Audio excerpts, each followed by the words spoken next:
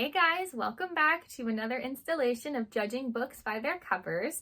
Before we get started, I wanted to say if you have subscribed to my channel, thank you so much. I see every subscriber and I'm so happy you're here. If you haven't subscribed, please subscribe. You will get notified every time I upload new videos, which does always tend to be on Tuesdays and Fridays, but if it changes or if I upload new content, you'll get notified. If you enjoyed this video, please like, comment, and share. I want to hear your thoughts, and please share this with anyone else that you think might enjoy it. As usual, today we have 5 books. I have never seen these titles and covers, as far as I know, because one of the last videos, there was one I knew.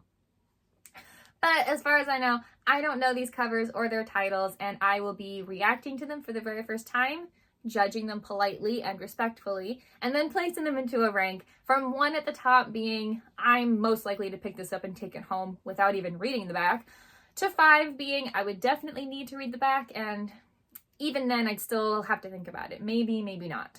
That being said, let's go ahead and dig in. Okay. The first book we're looking at today is called Anatomy of an Alibi. So, already sounds like a thriller, by Ashley Elston. Okay, so the author's name is at the top of the cover, but above that, so at the very top of the cover, there is a review quote that says, Ashley Elston will blow readers away with this fast-paced, twisty story. And that quote is by Mary Kubica, I think is how you say that last name. So that does still sound like a thriller to me. And then, so that's at the very top, then the author's name, and then right below the author's name, it says, best-selling author of First Lie Wins. That sounds really familiar. I've either heard of the book, or maybe that's also the title of a movie or a TV show or something that I've heard of. I don't know. Sounds very familiar. And then the title takes up the entire bottom half of the page. It's all very big font. All of the words on the cover take up the entire page. There's no like spaces in between any of the lines. So the image that's behind everything is kind of covered by all of the words. The image is of a house. It looks like we're kind of in nighttime, possibly dusk, or honestly with the lighting, it might be midnight with like a full moon, because like it's not very dark out, but it is nighttime.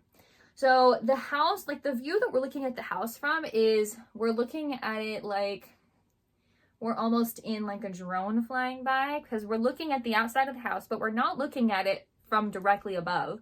We're kind of at an angle flying above it almost. The house is, you know, nothing special about it. 2-story house. You see a bunch of windows, a bunch of arches. There's a wraparound porch. There's stairs that go down, you know, and then there's the yard. You see trees around. Like, really nothing special about that. The only thing that I'm really noticing about the house that sticks out a little bit is the front door is open and there is light like on the first floor spilling out from the door. And there is a person standing there like at the entrance to the house, like at the door. We don't see much of them. Like they're a pretty small little silhouette because they're kind of at a distance. We're far away. And they're just standing there, like looking out into the dark. Like, I don't know why. So yeah, really the image of the cover doesn't really give me a lot. The title gives me a little bit more than the image of the cover. Anatomy of an Alibi. Regardless of what that actually means or how the author means it to be. Alibi. Crime has been committed, so thriller is the first thing that comes to my mind. So I do enjoy a good thriller. However,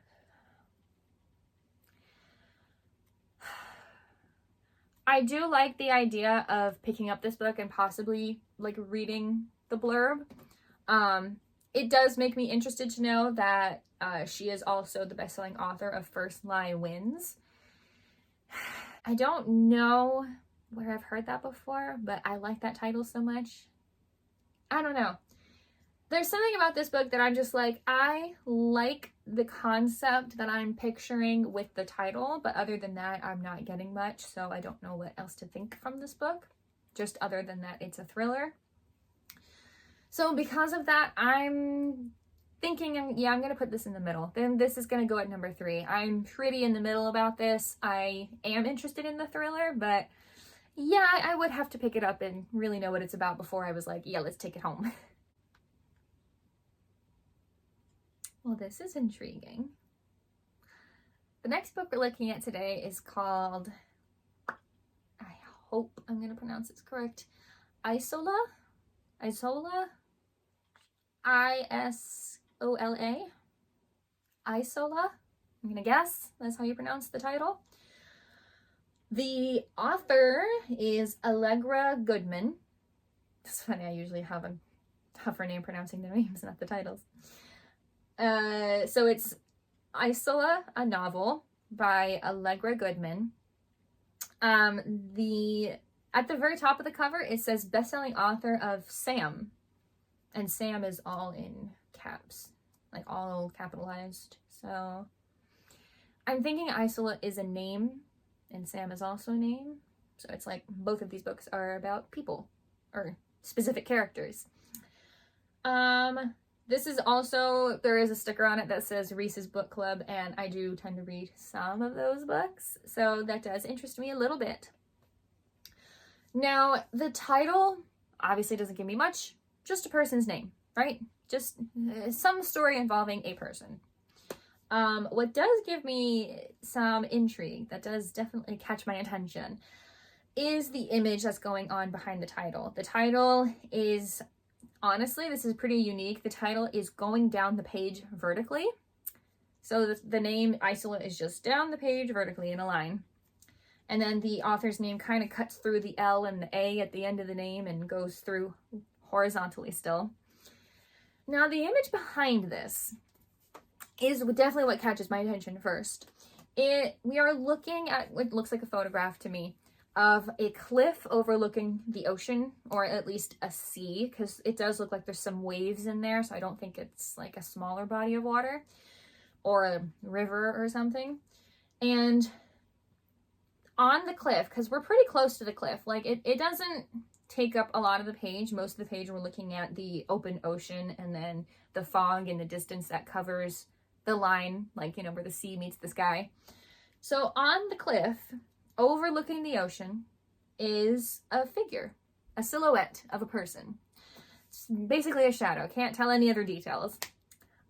This person looks to be an adult. They have what looks like some clothing that they're wearing that is flowing out behind them. I don't know that that means that it's a woman, because it could be some sort of cape, but it looks like it's a train of a gown or dress that's flowing out behind the person. So this might be a woman. This might be Isola, who knows? But it does intrigue me to see the figure standing there so close to the edge of the cliff, overlooking the sea that looks pretty rough to me. There's the waves are kind of choppy. There's a fog, you know, you can't see, you know, too far out. And then the person is standing very, very close to the edge of that cliff. And there are rocks below, so it's a little scary. So I am extremely curious what this could be about. I think this genre is more likely to be drama. That would be my guess. And I do like a good drama. I have to admit, the sticker that says Reese's Book Club is selling me a little bit, because I have loved the books that I've read from her book club, so that is selling me a little bit more. I do think I would see this and immediately pick it up. There's just something about it that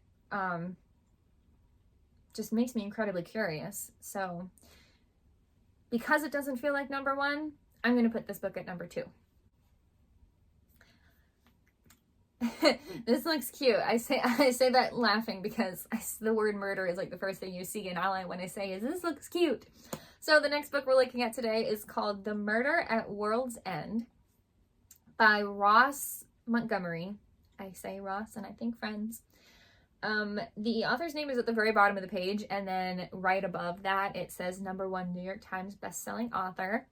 The title is taking up basically the entire middle top of the page. It's very big font, and then the images kind of work into the title, into the design of the title. So even though the title does start at the top of the page, right above that, at the very top of the cover, it looks like there's a shooting star flying across the cover. And then there's like other little stars, or they could be snowflakes, but I'm gonna guess stars based on how they don't look like they're falling, directly above that shooting star, which is also around the word the and murder.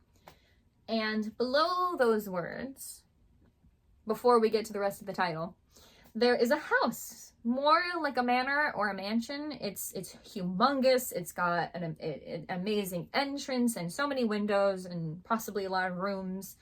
And there's a grand staircase. It's a little small, but you can still see all of these details. You can see the moon rising behind this house. You can see there's trees and some rocky ground that's at the base of the house. So this looks like this house is on top of like the mountains somewhere, or at least in the mountains somewhere, because it's very rocky, very staggered, and very rough looking. And below that, we continue with the rest of the title, At World's End. Through the word at, there is an arrow shooting through the word at. And then, after we finish reading the title, below the word end and basically behind the author's name is what looks like drawn waves from the ocean. So they're like very big crested waves, and they're very dark, like a very dark blue, and they're kind of curled in ways that it's obviously like supposed to look kind of wild and crazy, not like we're actually looking at the ocean, but just waves that kind of curl and move around like not realistically. So that's really the cover. This is obviously, this is a murder mystery. That's obvious. Murder at World's End. I mean, duh. But it feels like there's something else going on here, right? Like the shooting star and then the house on the scraggly mountain and then the crazy waves at the bottom, and the fact that it's the murder at World's End. Like, what is World's End? Like, what does that mean? It feels like there's something else going on here, which definitely catches my attention. So I would pick this up because I'd look at it and go, okay, I see the word murder. I like that. But it doesn't feel like I would pick this up and take it home right away. I still feel like I need to know more. So I think I'm going to have to put this one at number 4. So that means we have spots 1 and 5 left, which is always a fun situation because I hate doing that. I always feel so bad. I'm like, no, I'm not being mean. I just don't know if I'd pick it up right away. Okay, my attention is being held. They got it. They have it. My attention is here. The next book we're looking at today is called The Typewriter and the Guillotine. Amazing combination of objects. Let's see. There is, so the author is Mark Baraud. B-R-A-U-D is how I would guess to pronounce that last name. There is a tagline right above the author's name at the bottom. It says, an American journalist, a German serial killer, and Paris on the eve of World War II. What a combination of things. There is also a review quote directly under the title. It says, thrilling, strange, and altogether wonderful. That quote is by Susan Orlean, I think is how you say that name. And okay, so honestly, the title is really what got my attention, and then the tagline got my attention even further. The image is, to me, is not the most interesting thing on the cover, but it is cool. So most of the cover is just blacked out. So the title is mostly like in front of just a black cover, like there's nothing behind it. The author's name is also just behind, like there's just black behind the author's name. And same thing mostly with the tagline. And then in the middle, because like kind of directly in the middle of the page, is just a rectangle with faded lines, not harsh lines, of an image that looks like it's from the 1930s or 40s. It's a black and white image. We're looking at a street somewhere.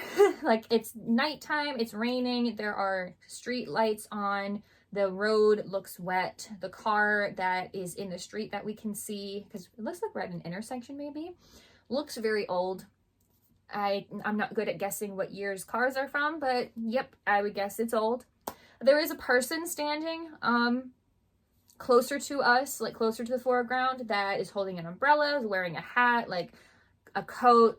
I cannot tell any other details of this person because it's in black and white and they're mostly in shadow. And that's really what the image that we're looking at is. And to me, it's like, that doesn't give a lot of context of what the book can be. This is just like a little bit of an intrigue of like, who's that person? Are they waiting for that car? Because they're kind of facing that way. But really the intrigue for me comes from the title and the tagline. I mean, I just am incredibly curious. I honestly want to press order on this book right now and just bring it home and read it. So in that case, this book goes at number 1. So that does unfortunately mean that our last book today goes at number 5, regardless of how I feel. And this is nothing personal against the author or the book. Ooh, well, look at that. Is that a raven or a crow? Probably a raven, right? I don't know. The last book we're looking at today that does go at number 5 is called Blackthorn. Now it's interesting because I think it's one word, but it's like black and then thorn, like 2 separate lines, like it's 2 words. So the title is Blackthorn. The author is J.T. Ooh, I'm so sorry. I'm probably going to mispronounce his last name. Geisinger. So sorry, I'm not sure how to pronounce the last name. Geisssinger. I'm sorry, I'm not sure how to pronounce that last name. The author's name is at the bottom of the cover, and underneath that it says New York Times bestselling author. And the title's at the very top of the cover, but it's in very, very big font. It almost takes up half the page. And then there is a tagline right in the middle of the page, right in front of the image that is on the cover, that says, "You never forget your first love." This is a romance, guaranteed. The image that we're looking at is a very realistic, but definitely not photographed. So drawn on computers, computer generated, black bird. Usually when I see big black birds, like in this context, I think ravens, but it could also be a crow. I think I only really know how to tell the difference when I'm looking at them both at the same time and I know which one is bigger. So I'm not sure which kind, but it is a big black bird that it looks like, so the wings are open and it's facing us, like it's facing the cover like directly, and almost like it's flying at us. And in its feet, it's holding 2 purple flowers. But there's also some like little sparks like flying up from the bottom of the cover. There's like orange and red like little dots that like are only at the bottom of the cover, and it kind of looks like they're coming from the bottom, like they're coming from the ground. Oh, and there's also an orange glow like on the bottom of the bird's tail feathers and wings. I wonder if this bird is flying over a fire, an explosion, a volcano, or something where there's flame, basically. So that is a very cool cover. That is a very cool image, and it does make me curious as to what goes on in this book other than a romance, because there's definitely romance involved with that tagline. So honestly, without that tagline, I would have no idea that this is a romance, so I'm glad they put that. I'm okay with this going at number 5. Dark romance is not something I normally read. I'm not opposed to it, but I don't normally go right up to it and go, ooh, let me take that home. So I would have to pick this up and read it and think about it. So to me, it's actually kind of fitting going at number 5. It actually fits there very well for me. So that is all for this week's video. Let me know in the comments what you guys think of this week's rank. I'm very happy with this. I think this is the exact order in which I would pick up these books and possibly take them home from this list of books. Thank you guys so much for watching, and I will see you all in the next video.